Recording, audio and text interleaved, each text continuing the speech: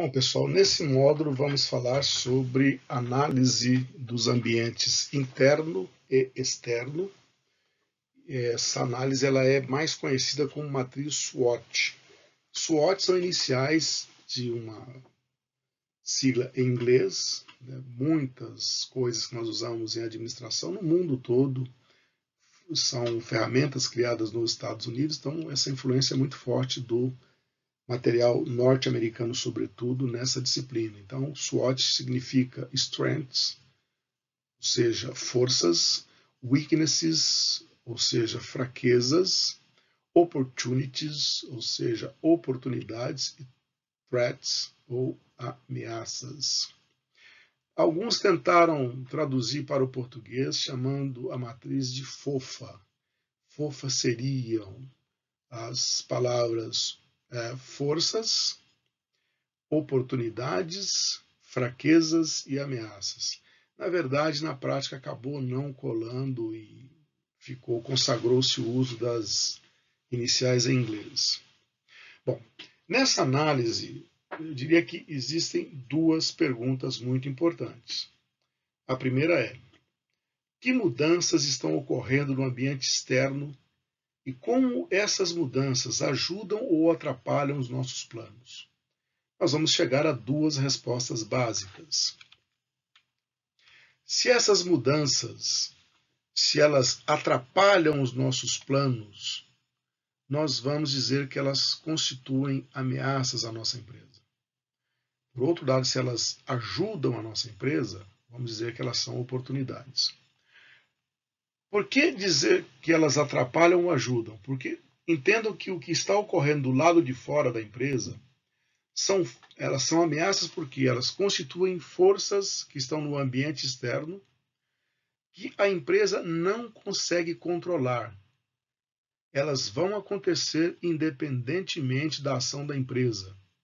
Nenhuma empresa tem condições de evitar que isso ocorra. Mesmo um bloco de empresas não conseguiriam evitar que aquilo ocorresse. Por exemplo, elevação da taxa de juros, desvalorização do real, uma crise internacional, uma guerra, uma pandemia, são todos eventos que estão do lado de fora e que ocorrem independente da ação de uma empresa ou de um grupo de empresas. Todas essas forças, elas não são em si ameaças ou oportunidades.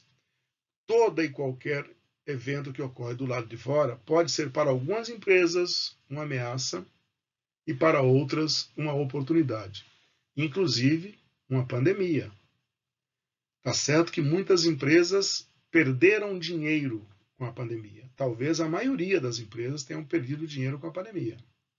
Mas muitas empresas ganharam muito dinheiro com a pandemia. Então, não existem eventos que constituam ameaças generalizadas ou oportunidades generalizadas. Eu vou olhar para cada evento que ocorre do lado de fora e vou ter que compreendê-lo relacionando-o a uma empresa específica. Só assim eu poderei identificá-lo se ele é uma ameaça ou uma oportunidade. Portanto, não existem receitas genéricas, mais uma vez, é sempre uma questão de analisar cada situação para determinada empresa ou, no máximo, para um grupo de empresas específicas. Então, se esse evento vai acontecer independentemente da ação da empresa e ele é ruim para a empresa, vamos dizer que ele é uma ameaça. Se ele vai acontecer independente da ação da empresa, mas ele é bom para a empresa, vamos dizer que ele é uma oportunidade. A segunda pergunta importante é: o que a nossa empresa possui ou faz e que é melhor ou pior que os concorrentes fazem?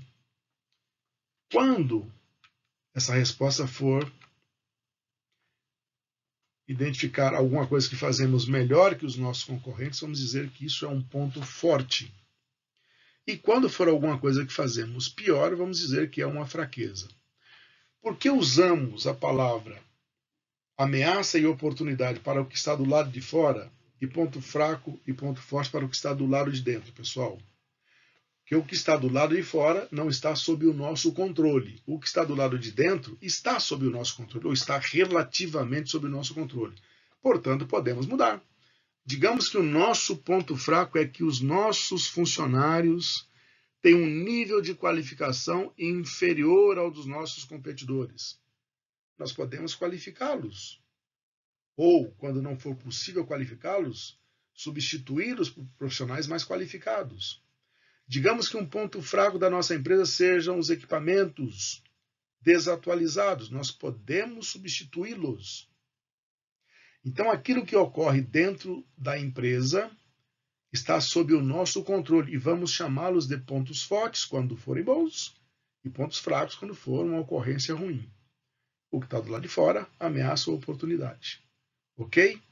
Então, desta análise que vai sair a possibilidade de estabelecermos onde temos uma vantagem competitiva, por exemplo, quando nós sobrepomos um ponto forte a uma oportunidade, e quando temos uma desvantagem competitiva, por exemplo, quando a gente sobrepõe um ponto fraco a uma ameaça que está ocorrendo no ambiente. Quando nós olhamos para o ambiente externo, o que a gente acompanha ou deve acompanhar ou deve analisar de maneira bastante cuidadosa nesse ambiente externo? Primeiro, questões socioculturais. Por exemplo, o papel do governo na economia. Há governos que são mais intervencionistas, outros menos. E tudo isso gera, dependendo do perfil da sua empresa, ou da empresa onde você trabalha, oportunidades e ameaças. Universalidade e qualidade da educação. Aqui tende a gerar benefícios que se espalham para todas as empresas. Se eu tenho uma educação de melhor qualidade e universalizada, isso tende, por exemplo, a reduzir custos de treinamento. Mas num país com educação desigual, ela pode gerar oportunidades para se criar empresas para atuar na área de educação, por exemplo. Criminalidade e segurança pública. A criminalidade cria custos para determinadas empresas, mas cria também a oportunidade para se lançar empresas para atuar como empresas de segurança privada, por exemplo. O envelhecimento da população, né? Hoje você tem uma ampla população na faixa aí com mais de 50, com mais de 60 anos, que tem um bom nível de renda e, portanto, uma população envelhecida e com poder de consumo, por exemplo. Olhar para eventos econômicos, por exemplo, crescimento econômico. Se eu tenho um crescimento econômico razoável, isso vai criando oportunidades para todo mundo, né? Porque influencia demanda de consumo, isso influencia a disponibilidade e custos de fatores de produção, principalmente mão de obra e outros fatores escassos. A taxa de juros influencia custos de capital para novos projetos, custos de refinanciamento de dívidas e demanda do consumidor, principalmente na aquisição de bens duráveis. Taxa de inflação, que influencia a taxa de juros, que influencia custos de fatores de produção, que influencia otimismo e pessimismo dos diversos stakeholders e assim por diante. E taxa de câmbio, que influencia as políticas governamentais e que pode, dependendo da sua posição na cadeia produtiva, tornar o seu negócio mais fácil. Se você, por exemplo, é um exportador e o câmbio sobe, isso facilita a sua exportação, porque o seu produto fica mais barato lá fora, sem reduzir o seu ganho aqui dentro. Mas se você depende da importação de partes e componentes, você vai ter dificuldade, porque você vai pagar em dólar mais e você não consegue repassar esses custos aqui dentro. Olhar para as questões tecnológicas, né? Ou como a ciência está sendo incorporada a produtos, a processos, né? Ou seja, não só ao bem em si, mas também a maneira como eles são feitos e como eles são distribuídos. Né? O que você deve monitorar? Novos processos de produção, novos produtos, novas ideias que estão surgindo, pesquisas que estão levando à melhoria de processos de produção, à melhoria de produtos, e descobertas científicas potencialmente impactantes, sobretudo aquelas que criam novos materiais mais baratos, mais resistentes e assim por diante. Quase sempre a inovação incremental emerge de tecnologias e mercados existentes. Inovações tendem a se tornarem commodities, ou seja, à medida que elas são amplamente adotadas, reduzirem os seus custos. E as inovações disruptivas tendem a vir de empresas de fora do setor. Então, você prestar atenção na tecnologia é importante também porque permite a você identificar possíveis inovações disruptivas que estão surgindo fora do setor onde a sua empresa atua. Olhar para as questões políticas, novas leis e regulamentações, que vêm, por exemplo, do Poder Legislativo. A estabilidade governamental é algo que impacta, por exemplo, taxa de juros, que impacta a taxa de câmbio.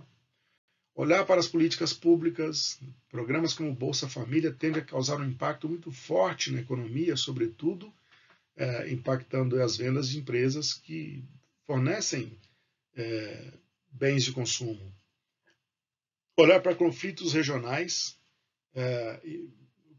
empresas que são exportadoras, por exemplo, se eclode uma guerra numa região do mundo, isso pode ser absolutamente devastador para a sua performance internacional.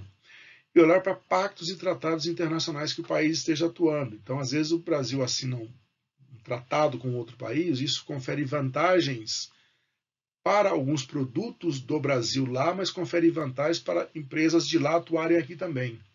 E ver como é que isso vai afetar a sua empresa. Se o tratado vai te beneficiar ou se vai criar vantagens para algum competidor seu atuar aqui dentro. Então, sempre que ocorrem movimentos como esse, algum impacto tem. Ele pode ser positivo ou pode ser negativo, mas ele de alguma maneira vai interferir. Você vai dar análise do ambiente externo para entender como é que essa influência vai agir sobre a sua empresa. E só assim você pode determinar se ela vai ser uma oportunidade, quando ela te beneficia, ou quando beneficia a sua empresa, se ela é uma ameaça, quando ela traz dificuldades para a sua empresa competir, ou se ela não vai te atingir de forma alguma. E aí você vai definir estratégias para se proteger quando ela é uma ameaça, ou você vai fazer logo para tentar evitar que ela seja de fato implementada. E se ela for uma oportunidade, um plano para você então acelerar e aproveitar